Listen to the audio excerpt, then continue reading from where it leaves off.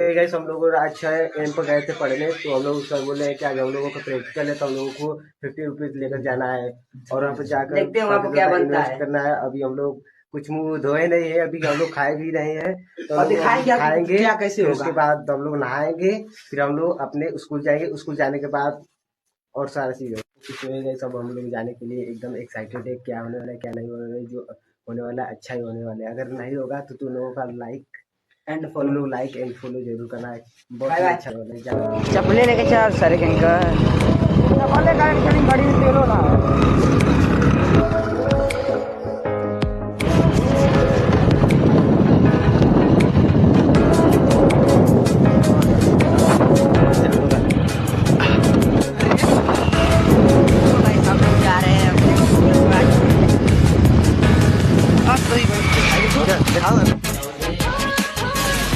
इसलिए हम लोग आ गए हैं और आपको दिखाते हैं लाइक एंड फॉलो।